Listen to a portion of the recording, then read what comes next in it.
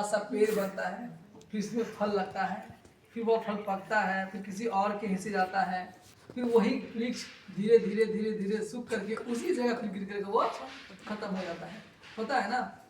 एक व्यक्ति अगर उस अंकुर की जीवनी को गौर से देख ले, एक व्यक्ति अगर उस छोटे से अनाज को उगता हुआ देख ले, उससे पूरे जीवन शैली को वो बदल सकता है।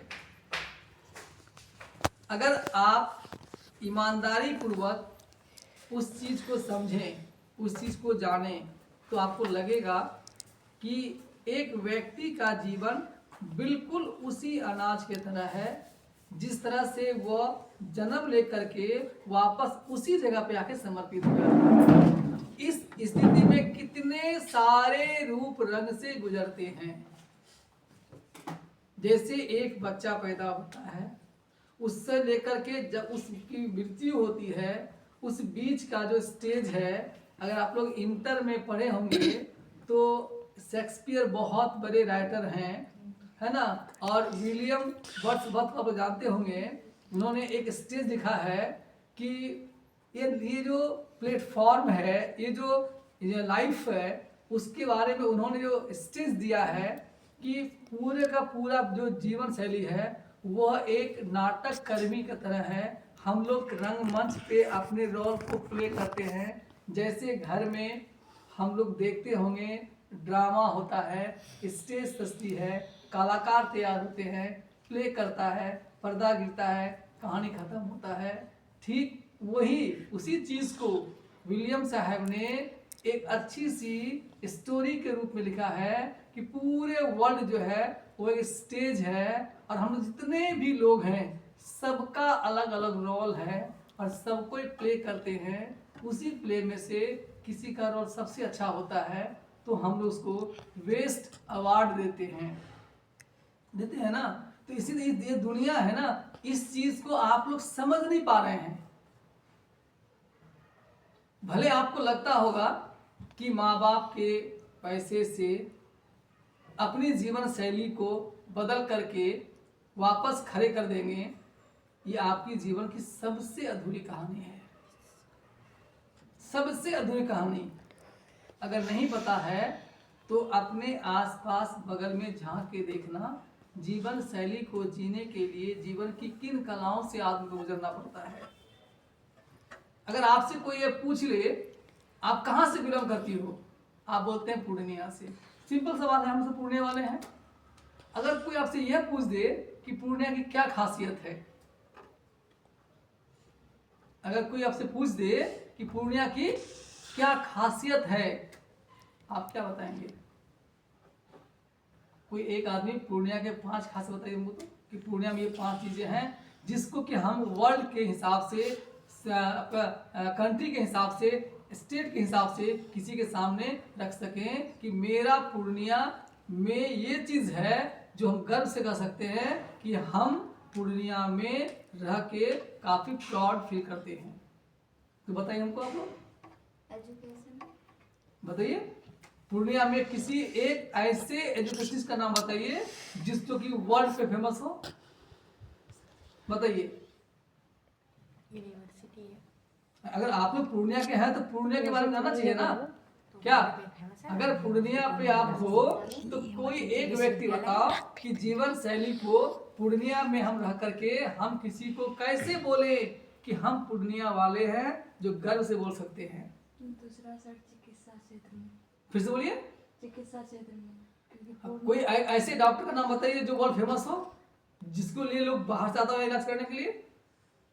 आता है सर, जैसे फातिमा हुआ। हमारे फातिमा में कहाँ आता है, पूर्णिया के लोग आते हैं। कोई एक ऐसा चीज बताओ चिकित्सा क्षेत्र में जो बाहर के लोग, बेंगलोर के लोग पूर्णिया आते हैं इलाज करने के लिए, पटना के लोग पूर्णिया आते हैं इलाज करने के लिए, बताओ। ऐसा तो नहीं है, बताइए, बताए। एक छोटी सी कहानी, हम लोग पता क्या करते हैं, एकदम नेचुरल कहानी बता रहा हूँ। हमारी सोच पता क्या है, हमारी सोच है, मतलब यार और जितने लोग हैं, हम लोग सारे लोग एकदम इसको प्रैक्टिकल समझिएगा, मैट्रिक पास करते हैं ना, तो हम लोग घर में तो क्या बोलते हैं, ए नीतू मैट्रिक पास क्या के लिए। देखिए एक सिंपल सेंटेंस क्या आता है, नीतू मैट्रिक मतलब फन्ना की बेटी मैट्रिक, मतलब उसको ये नहीं पता है कि मैट्रिक में डिवीजन क्या होता है। पता है? नहीं पता है ना, फन्ना बेटी मैट्रिक पास क्या के लिए। वही व्यक्ति जब शहर आते हैं ना, आता है ना, तो पता क्या बोलता है, ये पता है नीतू तो फर्स्ट डिवीजन से पास कर गई। से वही व्यक्ति, अगर वही व्यक्ति पटना के शहर में रहेंगे, पता क्या बोलेगा, पता है नीतू को 9 CGPA मार्क्स आया। Same condition, same thing, same व्यक्ति, सेम रिजल्ट, क्या चेंज हुआ? क्लेमेंट। क्या चेंज हुआ? वही व्यक्ति का अगर दिल्ली के श्री राम कॉलेज में एडमिशन होता है तो पता क्या बोलेगा, पता है नीतू का एडमिशन श्री राम कॉलेज में हो गया।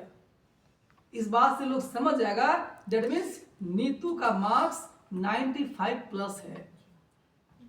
अगर किसी बच्चे का एडमिशन साइंस कॉलेज पटना में होता है तो समझिए उसका मैट्रिक में मार्क्स 90 से कम नहीं होगा।